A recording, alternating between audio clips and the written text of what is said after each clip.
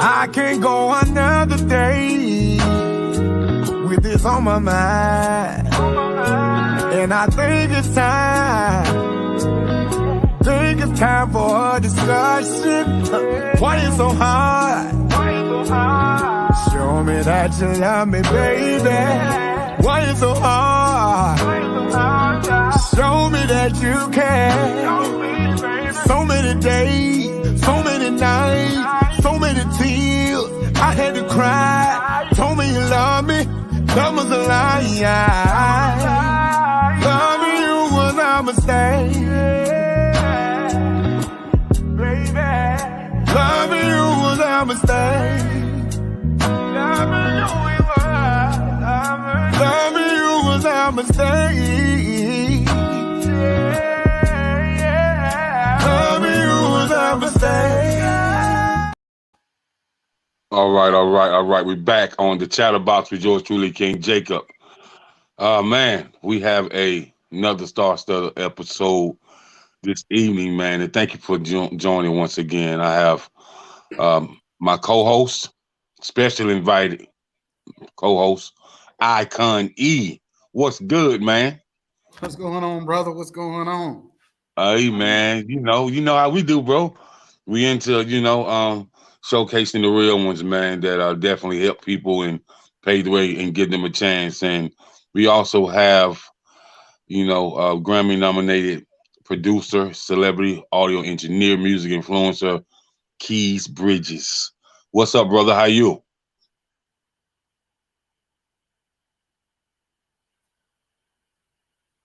You on mute. Oh, sorry, man. I'm doing good. How y'all doing, bro? Doing good, man. Doing good, man. Your story is interesting, bro. You know what I mean? So, before we get into your story, man, I'm gonna ask you a question that people want to know. Mm-hmm. Who is Keyz Bridgez? Man, first of all, Keyz Bridgez is number one, a child, and number two, just an individual that loves music and loves to. Okay. So, man, like I said, your journey is interesting, man. You are from a little small town in North Carolina. You grew up a church boy. Quartet music, which is the foundational gospel music, and so right. So when did you find out that you had this passion and this love for music, and when did you know that music is something that you want to do for the rest of your life? Gotcha. So let's see. I took my first piano lesson. I believe I was 8 years old, right? And I took it with a lot of my other cousins. We all started together, and I was just the one that kind of like, saw it through. You know what I'm saying? Like, I started reading hymn books. I was classically trained or whatever, so it was just, it was hard at first, but I loved it. And, from that point on till I was about 12 or 13, I would say, I was, reading, just classically trained, reading hymn books, stuff like that. But then I started to learn by ear in church.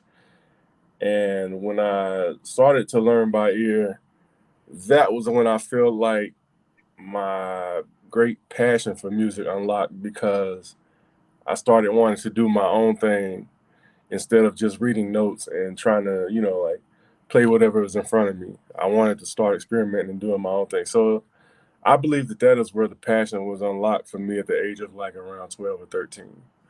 Okay. So upon that passion being unlocked about 12 or 13, then, you shortly enter high school. And so how was that? Because in high school, people try to put little groups together and whatnot, and you might be, singing in front of the cafeteria, or you might have a little freestyle session by the lockers and stuff like that. And so when people understood that, you was a cat that really, took this music serious, and was there any interest in any cats working with you throughout high school? Man, I mean, like one of my memories I have is during lunch. One day they had the piano in the lunchroom because I believe they was doing some movement around in the music room or whatever.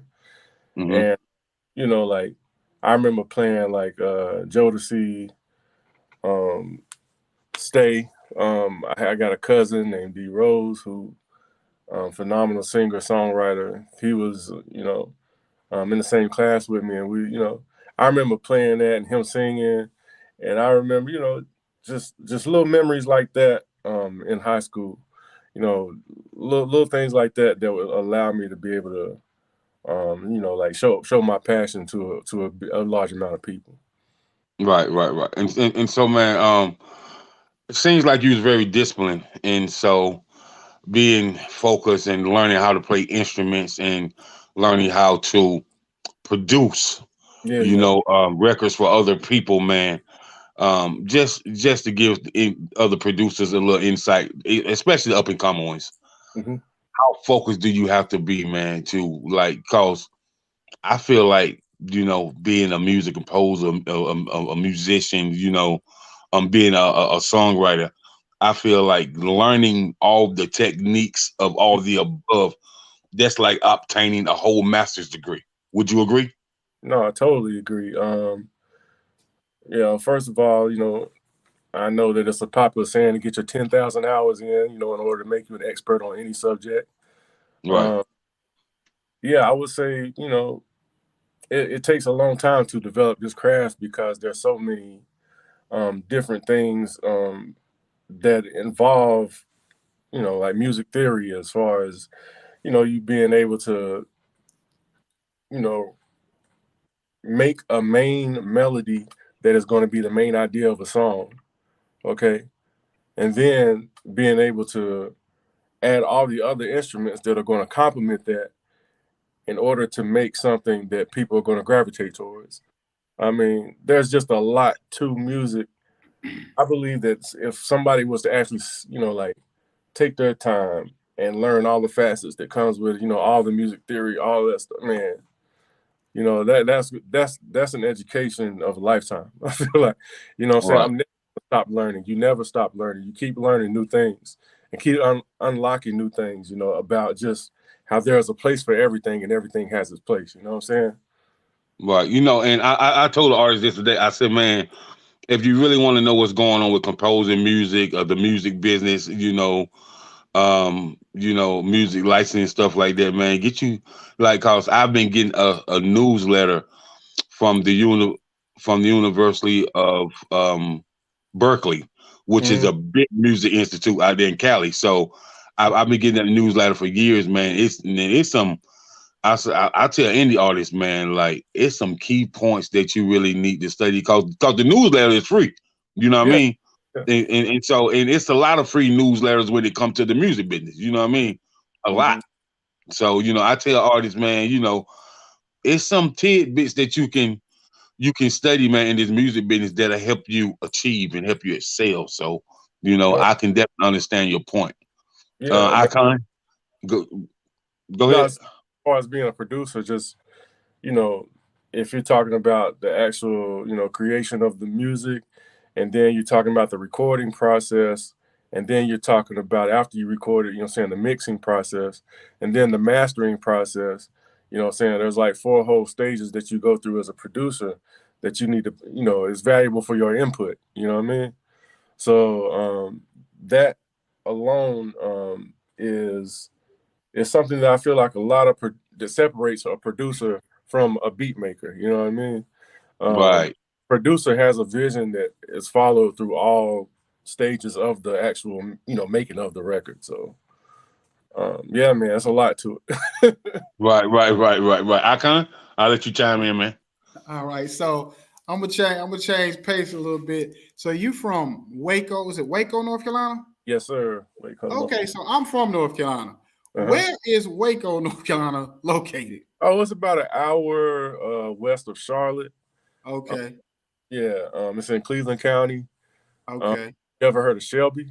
yes, Yeah, so Waco is it's close to Shelby. okay, because I'm from Southern Pines, North Carolina. Okay, I don't know what Southern Pines is. Southern Pines is you heard of Pinehurst? Yeah. So basically, it's all the same. Yeah. Southern Pines, Pinehurst, Aberdeen. It's probably I know you probably heard of Rockingham. It's like 30 minutes from Rockingham, 30 to 45 minutes from Fayetteville, 30 minutes Yeah. from Fort Bragg. So Okay. so basically, both of us coming from small town areas and pursuing this the entertainment business. Growing up, how hard or how difficult was it where you come from? Because I seen in your story basically you pretty much had to move to Atlanta just because all your connections and everything you was kind of building was in Atlanta and not in North Carolina. So that was Yeah. part of the reason why you left. So Mhm. how hard was it? How difficult was it early on trying to get your footing and trying to make waves in North Carolina? Yeah. Well, in North Carolina, man, I mean, there's not a huge outlet, man. I mean, to be honest, in North Carolina, you've got plenty, there's plenty of executives, plenty of artists that come from North Carolina. You talking Mhm. about Jodeci, talking about J. Cole, we're talking about the Baby. Even if you want to go far back, you're talking about Clarence Avant, one of the biggest music execs ever, from Mhm. Climax, North Carolina. So, I mean, it's not about where you're from, but you do have to move to a place that vibrates higher with what it is that you are trying to do. You know what I mean? Mhm. Like, if you're Mhm. trying to be a tech guru, you probably need to be in Silicon Valley. You know what I'm saying? If you're doing music, you probably need to be in LA, New York, or Atlanta. You know what I mean? And I just, like from me growing up in North Carolina, man, it was never an outlet in order for me to express myself musically. I felt like the way I wanted to.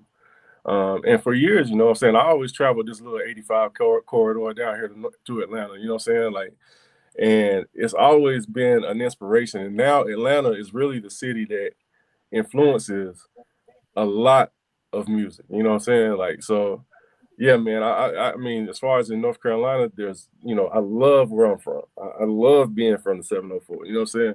But it's just not a big outlet for music on the huge stage. You know what I'm saying? So yeah, I ended up having to move down here about 5 years ago in order to really get myself popping where I wanted to. Okay, so what was the moment that you knew that you have arrived in the industry as far as the artists you work with, or was it just the fact of you just doing the music you were doing? So what was that moment where you knew that you kind of like arrived? Man, it's so funny because I haven't arrived in my mind. I mean, in my mind, there's miles and miles and miles to go. I mean, you know what I'm saying? Like there's always levels. You know what I mean? If you want to be um if I wanted to be like, the next popping producer, I can say that I'm on the track to that. But if I want to be Quincy Jones, I mean, there's miles and miles to go. You know what I'm saying? So I'm pretty bro. Right. Like in my opinion, I have not arrived or I have not gotten to where it is that I really want to be. So that's kind of a tough question for me. But and when I knew that I had grown and I had gotten to a good milestone for me was probably when I got my first Grammy nomination a year ago or whatever. So I would say that would be a good milestone. Okay, so what artists did you work with that you had I would say you had like the most fun with or connected the most with so far? Man, um, artists that I've had the most fun with would probably be Danny Lay, and artists that I've connected with, and I feel like what I'm saying, we did something great together would probably be Eric Bellinger, because our whole team pretty much did the New Light album, which Eric Bellinger has done. A lot of people don't know he's got like 30 albums, but this was Yeah. the first one that was actually Grammy nominated. You know what I mean? And I felt like that was a big thing because that was all my people, that was all my crew. You know what I'm saying? We all locked in and did that together. And it was a surprise. I didn't expect him to get Grammy nominated. You know what I mean? And he was. So yeah, I think that is a big moment, a milestone in my career, to where I was like, man, you know what I'm saying? Like I've done something that I've been wanting to do all my life. Okay, I got one more question. I'll throw it back over to Jacob. So, what were you doing? Where were you at when you got that phone call or confirmation that you were Grammy nominated? What do you remember that moment? That moment, I was on my couch watching TV, and you know, I figured. See, I had two. So I had 3 Grammy nominations last year. I had her for R&B Album of the Year, her for Album of the Year, and then Eric Bellinger for Progressive R&B Album of the Year. I was on my couch though when I remember, and I remember her because, like, I figured, that's pretty much a given. Her is Grammy nominated every year. But when I got the Eric Bellinger nomination, I was on my couch looking at my phone, and my boy V just texted me like, "Hey man, Eric Bellinger is Grammy nominated," and it was such a shock to me, and I was so happy in that moment, just because that was something that, like I said, our whole crew had done and built together. But yeah, man, I was just looking at TV, and my man texted me, and I was like, "Whoa!" And I got tell the truth. Did you shed a tear? Tell the truth. Did you shed a little tear? Well, yeah, I did. I did. Not at that moment, but later on, I guess, kind of when everything kind of sat down. When I sat down, I got, I started thinking about everything. Later on that evening, yeah, but not at that moment, yeah. It was just, you know what I'm saying? I can dig that. I can dig that, man. And congratulations once again, man. And I'm gonna say, man, Eric Bellinger, Eric Robertson, and Raheem Devon, they played the background for years to other people, bro. Oh yeah, for sure. Like I tell people, man, like I remember when I lived in DC when Raheem Devon was playing with go-go bands like Rare Essence, Trouble Funk, Junkyard, Backyard, Northeast Groovers. Like he been out there for a long time, man. You know what I'm saying? And so, but I'm gonna say salute to all those brothers and you as well. So man, what is the best experience that you've had in the studio with working with an artist? The artist just blowed you away. Until you just had to stop the track, you was like, damn. Nah, so my brother Jack Ross, I don't know if many are very familiar with him, but on TikTok he has a sound that's super popular, where he's singing a remake of Tamia's So Into You. But my man Jack Ross, man, like, he's one take Jake. When I say one take Jake, I don't mean like, like he does one line and you keep it. I mean he does the whole song all the way through. And when I say like one take, I'm talking about like everything has to be done and completed, and he would be the final piece to just sing all the way through the whole record. You know what I'm saying? Like, and I mean, like here he might go through and do the lead line through the whole song, and then he'll do all the harmony. Then he'll do like first line of harmony, second line of harmonies, and he'll have the whole song done in 15, 20 minutes. You know what I mean? He's that kind of an artist. And that has been like, I've never worked with anybody that records like that, except for one other person. And I'm gonna give him a shout out. That's Steve from Steve Allen and the Fellas back in Shelby, North Carolina. We had to do the same for him when he was doing his quartet music. Like, he have to be the final piece because everything would have to be done because he's gonna sing it all the way through and give it everything he got that one time. But yeah, Jack Ross, I think we recorded like 8 songs in one day or something crazy like that. All of them ready to go because he's just that focused and that good, man. Like, I remember the first time that I heard his music, it was actually the first time I had met Rodney Jerkins. I was at Rodney's house and he was like, "Man, I just want you to check out my artist that I'm developing," And man, he pressed play and it instantly gave me chills, man. Like, just Sam Cooke vibes, you know what I'm saying? Like, that type of I know exactly who he is. Yeah. That type of feeling, you know what I'm saying? So it's like, I ain't gonna lie, man. I was fighting back tears first time I heard his music, and I was like, bro, this is crazy. And to actually be able to work with him and see how he works, that right there is probably the most like mind blowing studio moment I've had with somebody to actually do like 8 full records in one day. And I'm talking about complicated songs, not just, you know, some, you know, I'm gonna put on a trap beat, I'm gonna let you freestyle, and then we're gonna write the song out. Like nothing like that. It's like, you know, words, melody, everything memorized in his head, and he just lays it down. Crazy. And it's funny you say that, man, because when I was managing artists, man, I didn't like artists to read nothing off of paper, bro. I told you the date that we're going, and Yeah. I told you, I told you in advance, Yeah. bro. I don't want nothing read off no paper. I want it rehearsed. I want it memorized. And if we got a 4-hour block, bro, we should be able to get at least 6 songs done in 4 hours. Yeah. You know what I mean? They was like, man, but I don't care what you had time for, bro. Yeah. Like, this costs money, and time is money. And so, you know, like I see a lot of artists, you know, they read off their phone, but the cat that taught me brought me into this music business. If you had to read off a phone or a tablet and stuff, he didn't want you in his studio. Yeah. You know what I mean? You know, he didn't want you in his studio, man. He said, because if you can't remember your lines to come and record them, then you might forget. He in his mind, you'll forget what to say on stage. Yeah. And so, you know, he was just old school like that. You know what I mean? What was you saying? You know, it's funny about it. I used to work with this group with my brother. He had a group years ago in Florida, and we was in the military, so we would have to drive 6 hours every other weekend from Pensacola or Panama City down to Orlando to the studio. So the one guy in the group, every time they would lay some songs down, every time it never failed. He get in there, they get the recording.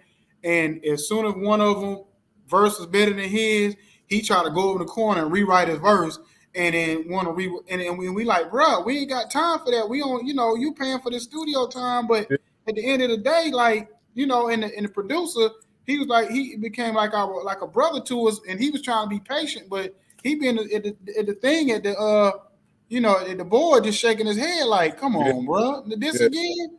So it's just like, and then, you know, and then of course he got to read from his phone or read off the paper because he just writing it right then once we get there. So it was crazy. Yeah, man. I just think nowadays, man, you know, when people talk about Barry Gordy, they talk about Joe Jackson, they talk about Stax Records, you know, and I tell people all the time, man, back in them days, man, people ain't have time to waste, and so they want to really get it done because you didn't have but one break, you know, and people was fighting to get on that chitlin circuit, man. You know what I'm saying? Like if somebody fall out, well, I'm gonna call this person, so I got to handle my business on this particular show so they can keep me on. You know, because I can remember, man. You know, I can remember back in the day when I was young, man.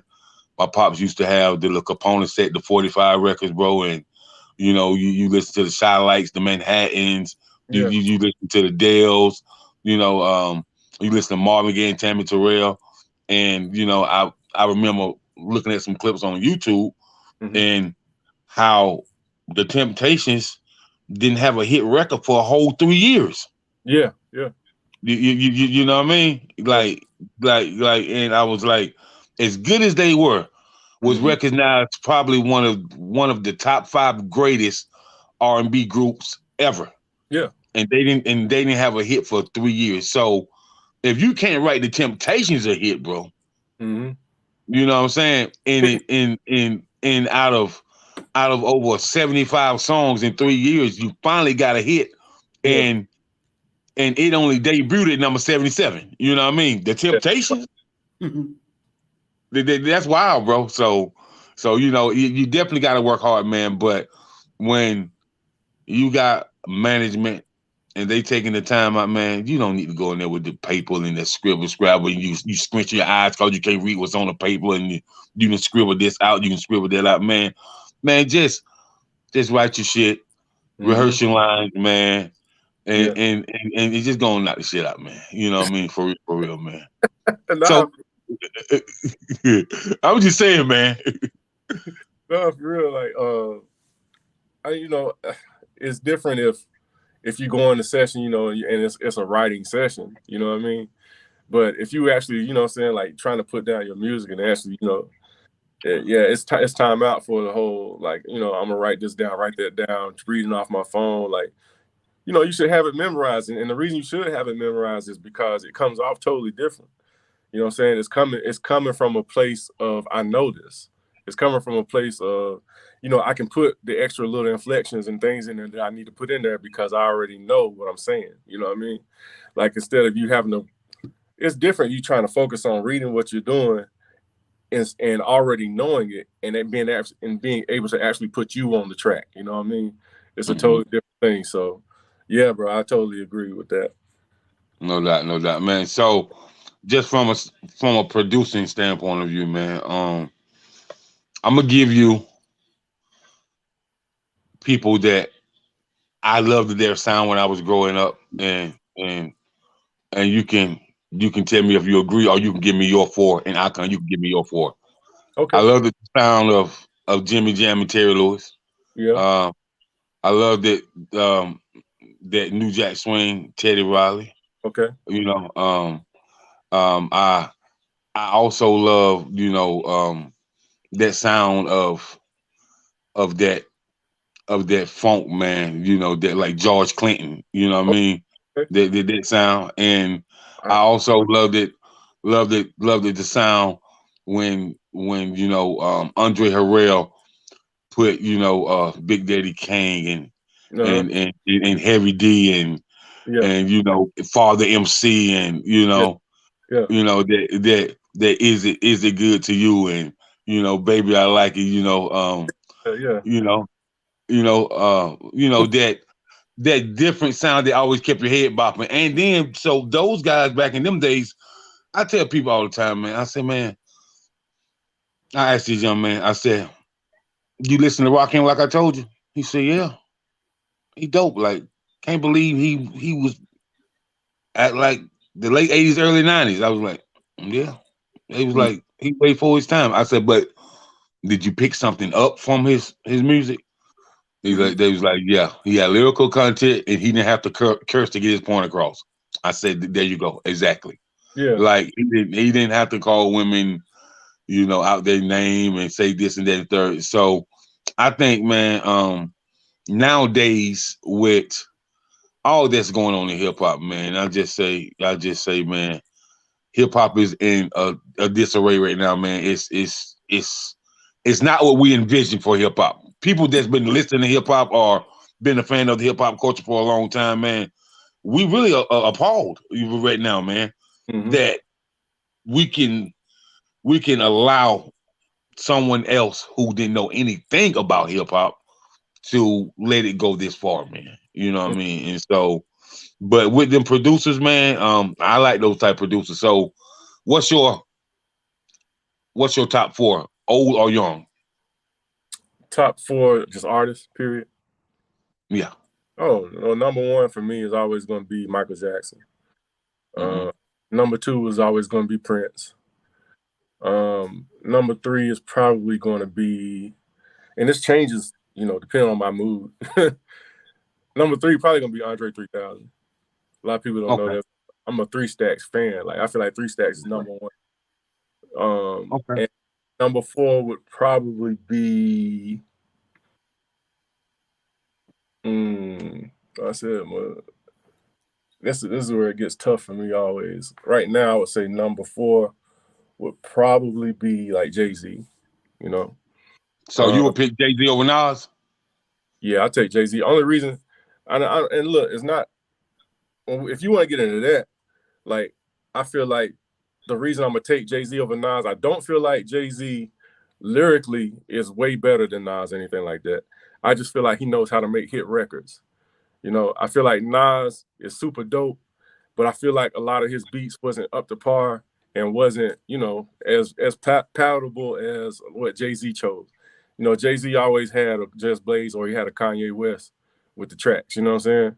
So, you know, I just feel like Jay-Z knew how to make hit songs as well, you know what I'm saying? Like Nas, he was so lyrical, and I'm always for it. Like, for me, if I had to pick, like, personally between the two, I'm gonna choose Jay-Z, but it's a close. But Nas would be a close second. You know what I'm saying? And So do you believe that Nas stayed more true to the culture than Jay-Z? You know, cause I just think, man, if I have to go back to Nas when he put Illmatic out at 15 and go through his whole catalog, go through even his mixtape, the lost tapes and all that, man, I'm gonna choose Nas every time, man, just cause I'm just a person that love lyrics that can really make you be like, woo. Yeah. You know, not saying that Jay-Z don't do that because he do it as well. Yeah. But from that production standpoint of view, the two that you just named are two really heavy hitters. You know, Kanye and Just Blaze, and I can see your point. You know what I mean? I can see your point because when you got Kanye and Just Blaze, and then Jay-Z started messing with Timbaland and Scott Storch and you know, like he started messing with DJ Premier, and you know he started messing with some real heavy hitters, man. And Nas, you know, he like I just think that he gave whatever producer that wanted a chance to get on his records, if he feel like he can flip the song with his lyrical presence, I feel like that's what Nas did. Yeah, I feel like Nas was the best thing on a lot of his music.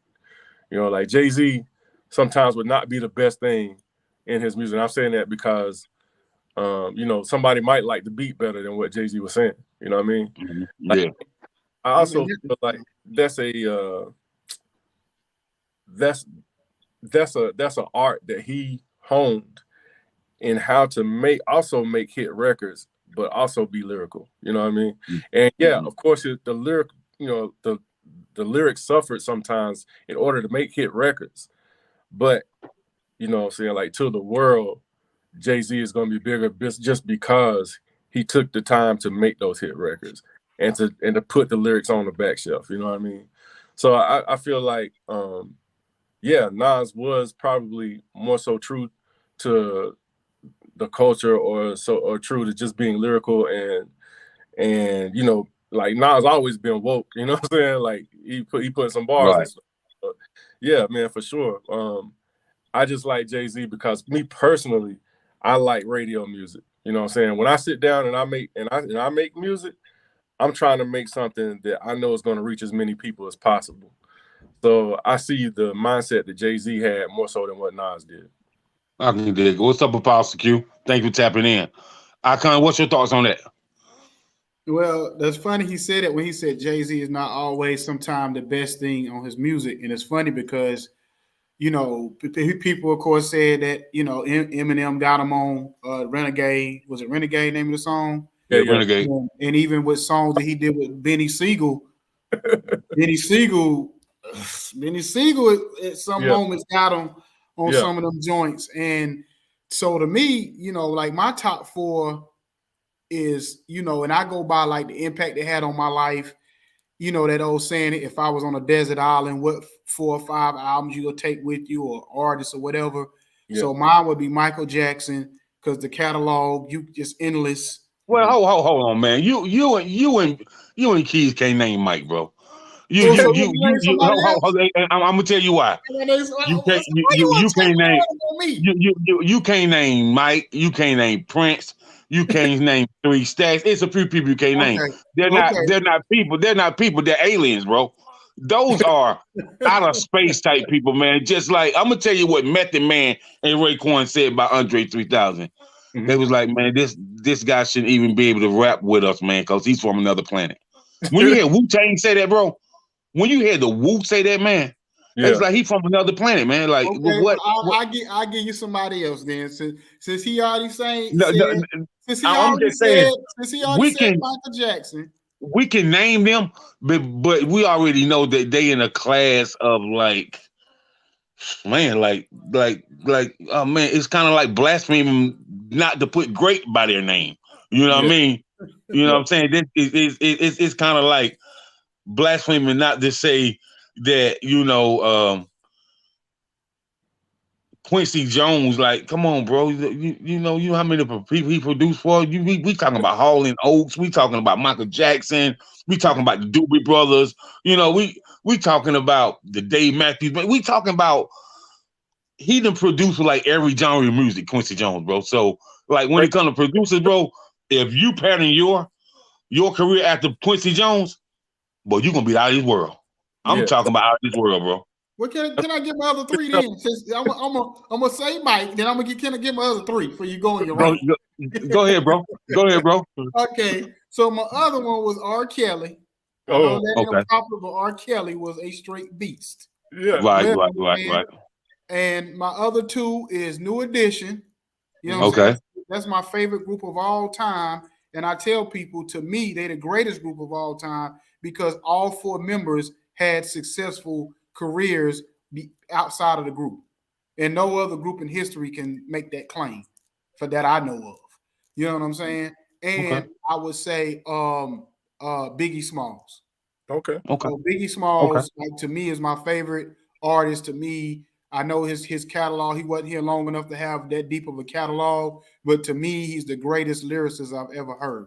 The stuff he would say on records, and the words, his wordplay, some of the words he would use to put with other words, like, sanitation, you smell like sanitation and all this. Like, the stuff he would say would blow your mind. If you would hear some of the stuff he would say, be like, who would think about that? Especially a dude from the hood in Brooklyn, who would talk like this? You know what I'm saying? So he was way ahead of his time, and all his music never has like gone out of style.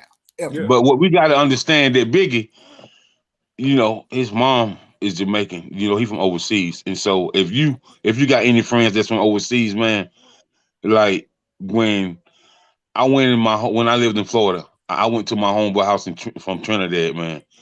When I looked at his dad, just a regular library, not in the back room where he got the law library.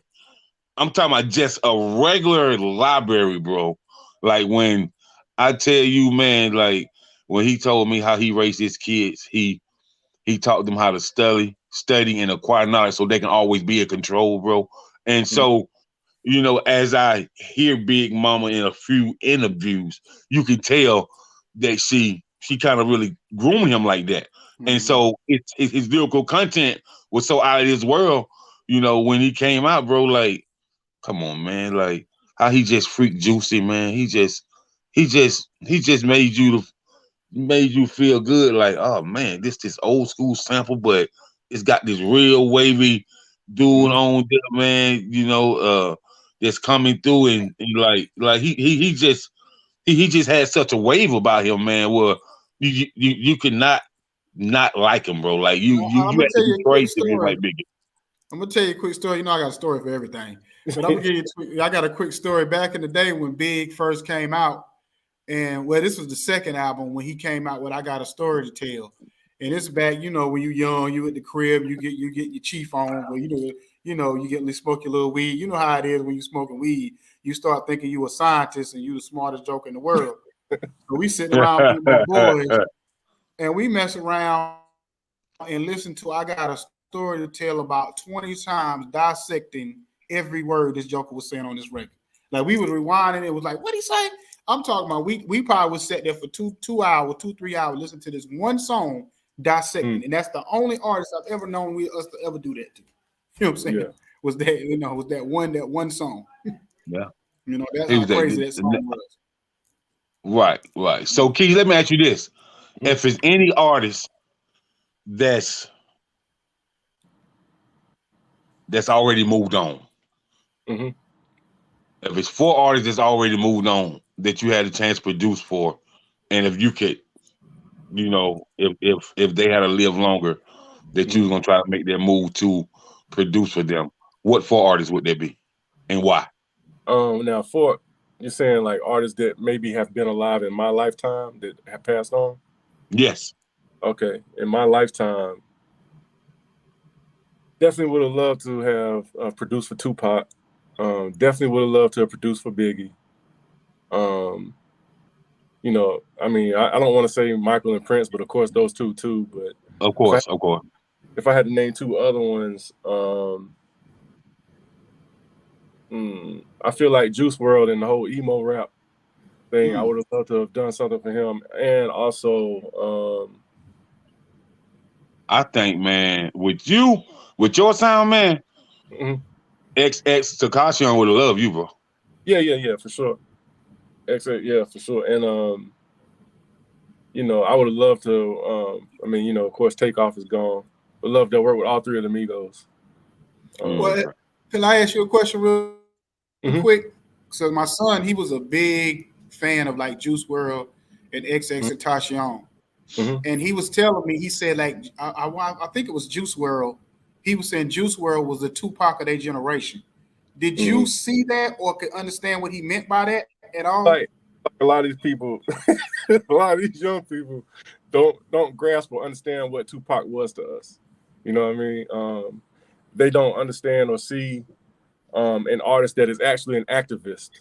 You know what I'm saying? Artist that is actually involved in and invested in the rise of Black people. You know what I mean? Like Juice WRLD, don't get me wrong, he spoke about what he spoke about, but come on, man, a Tupac, like it's hard for people to go back to our era and see what Tupac was, because Tupac was about everything that he said in his records. You know what I'm saying? Mm-hmm. Like, and not saying that Juice WRLD wasn't about everything he said in his records, but what he said in his records was not about, the loving Black women. It wasn't about, To me, Juice WRLD made dark records, bro. It was yeah, all about kids in yeah, a down spiral, depression and anxiety, and and like it was always dark.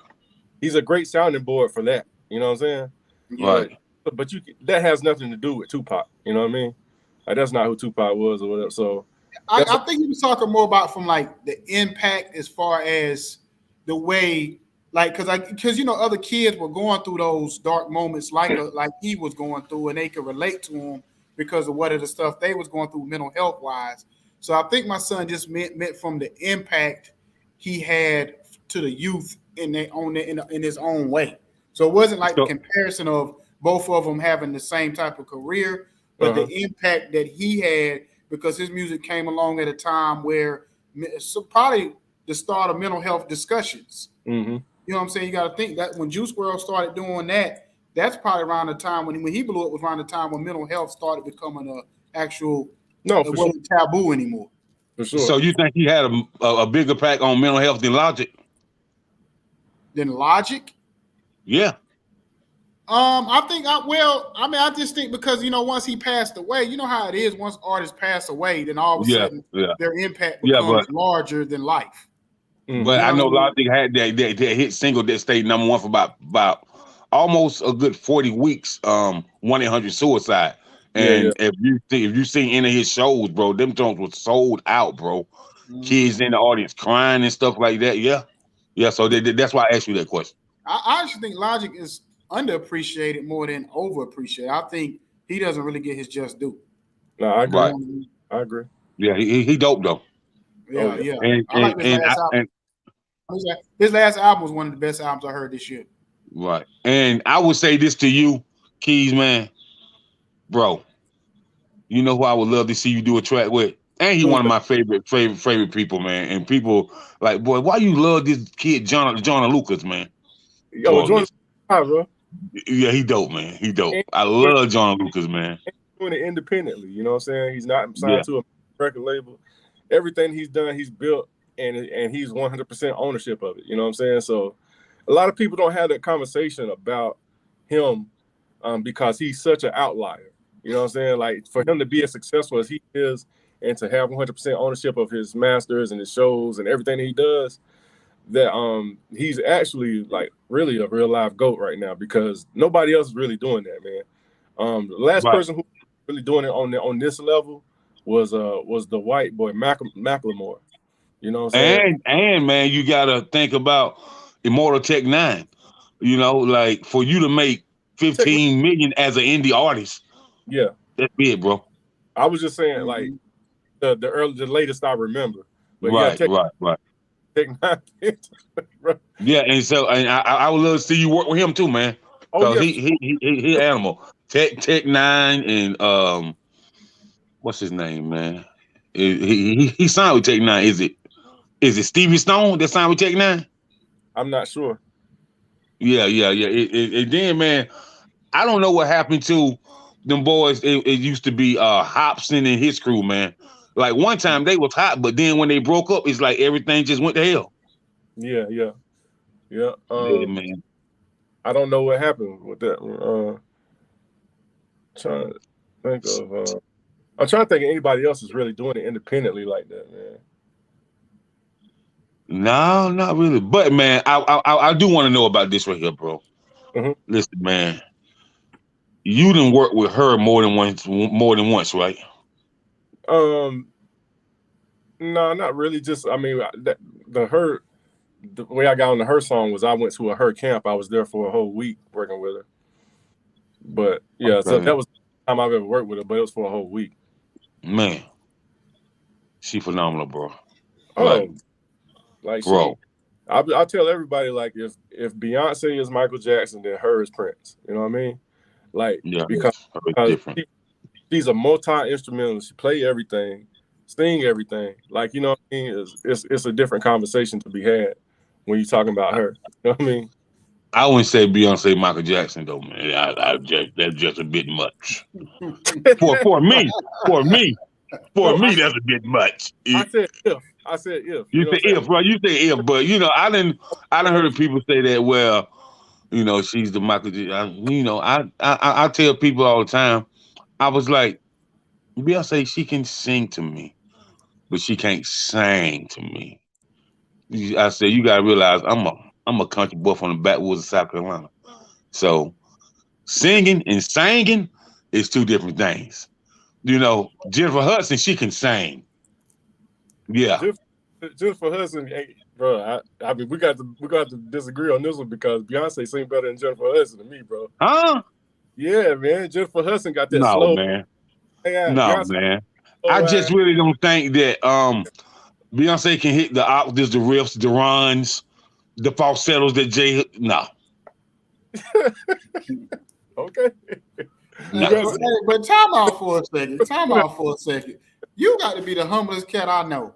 Because hold on, I could have sworn when I was reading your catalog, you done work with people like Chris Brown. Yeah. Yep. So you ain't named that one time. Like most people would have been like, oh, they would have started off with that. Like, yeah, I worked with Breezy. You know what I mean? I mean, you even worked with Rocco. Rocco has some hits. You know what I'm saying? And I work with a lot of people, bro. Honestly, he is a humble guy, though.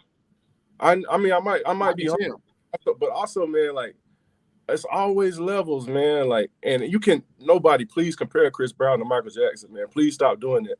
Because I ain't gonna never do that. I ain't gonna never do that.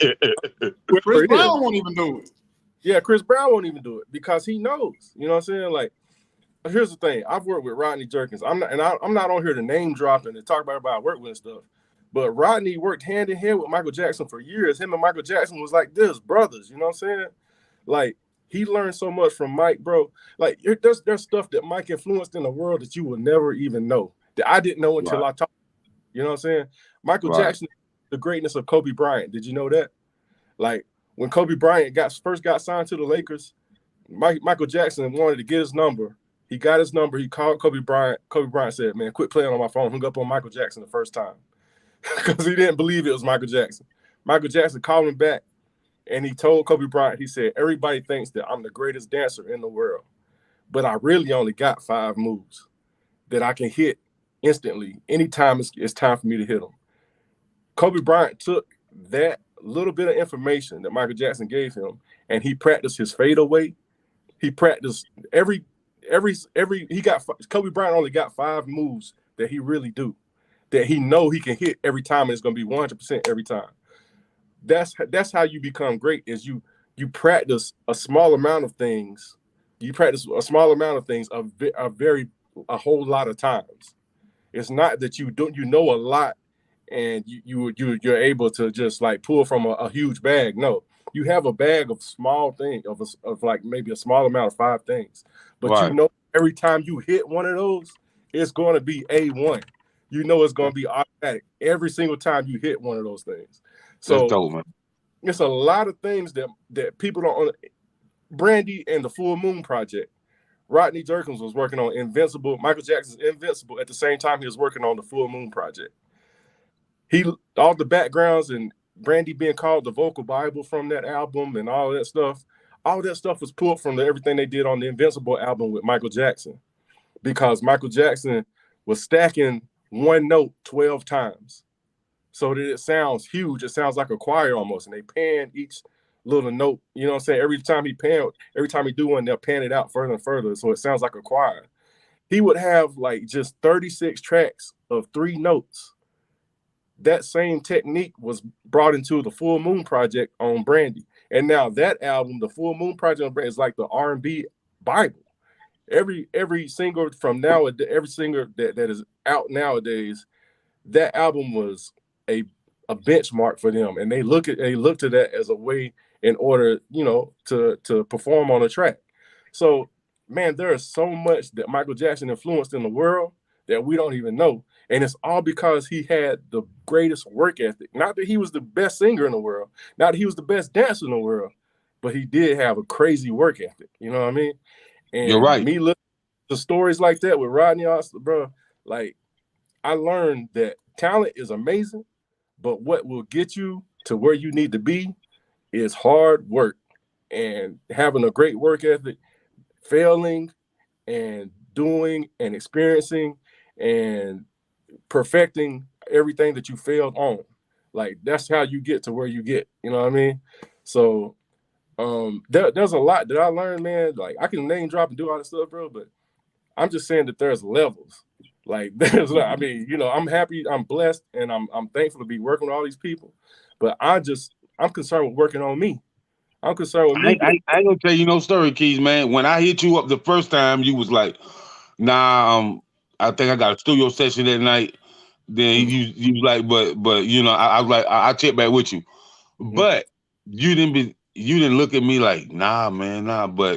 And we talked through Messenger, man, and I asked you earlier this week. You was like, I should be available, and you was like, yeah. So I'm looking, and I'm on your website, and I'm reading, and I'm like this right here. I'm like, hold up, bro. Now hold up.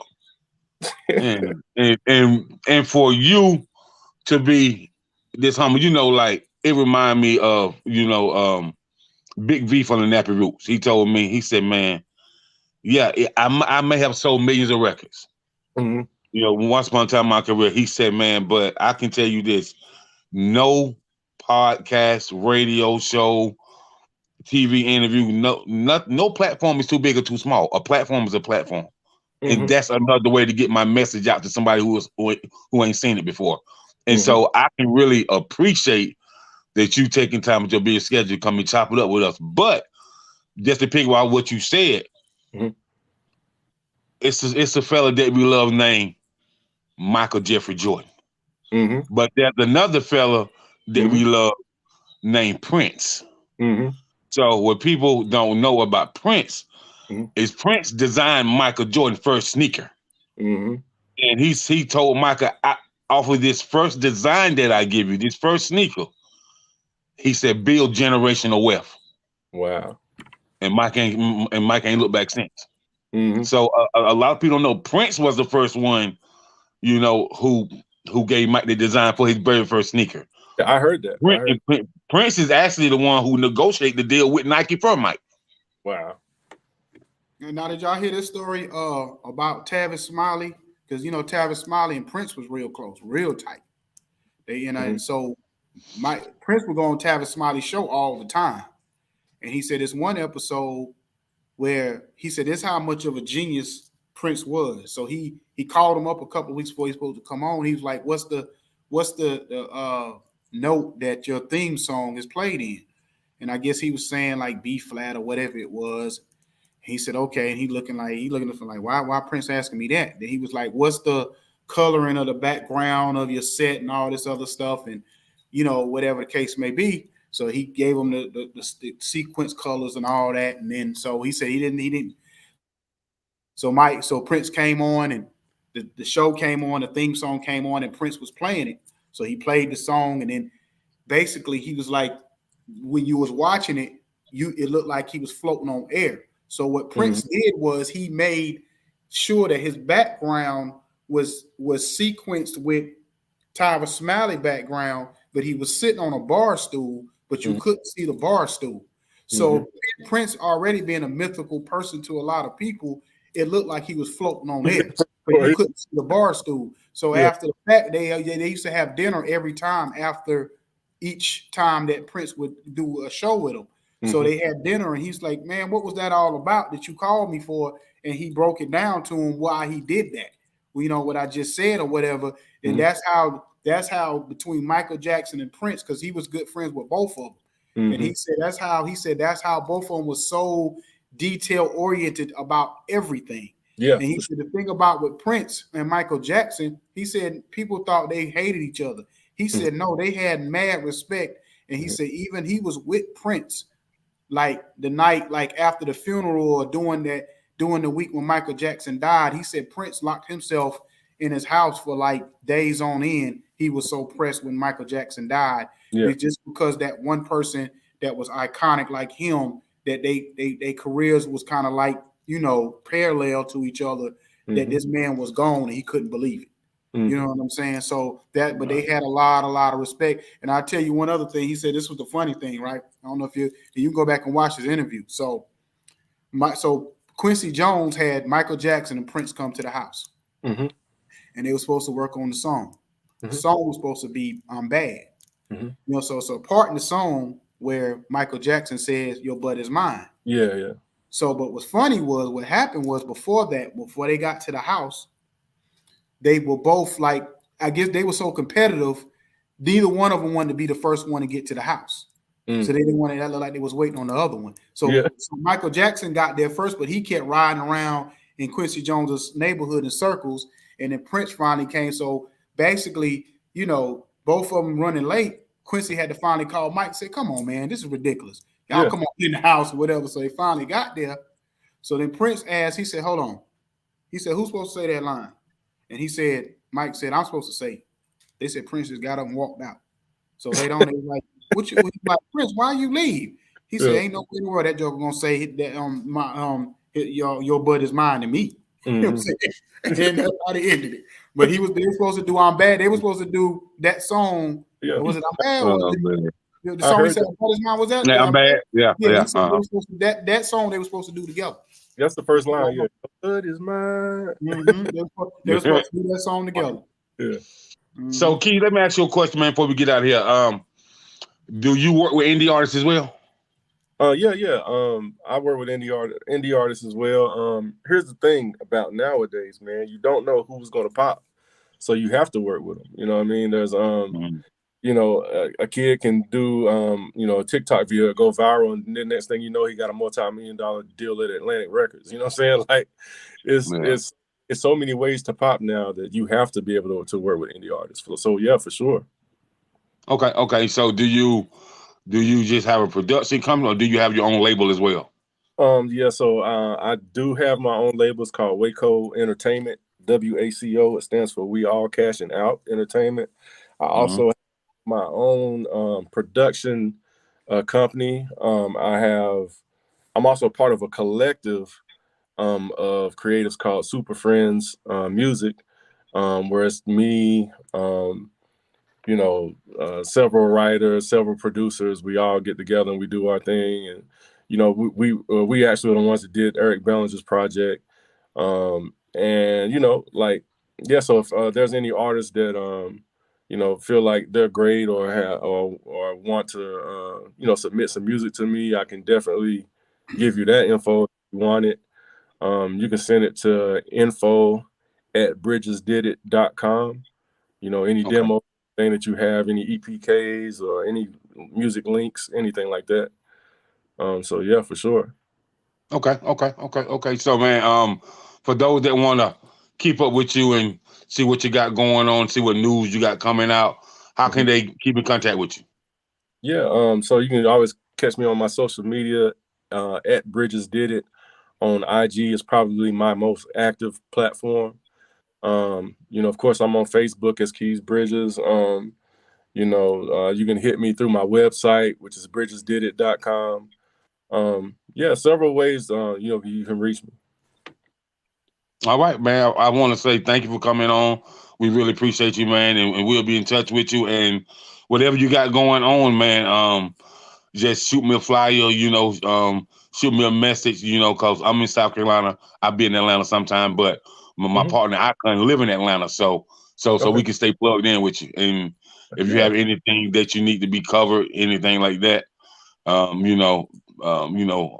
red carpets, or you want some interviews done backstage at one of the shows that you at, just hit me up, brother. Oh yeah, for sure. I got you, man. Appreciate you. Yes, sir, man. Take care. Be blessed, my brother. All right. Thank you guys for providing this platform. Appreciate y'all, man. Y'all have a good one. Yes, sir. You too, man. All right, Peace. brother.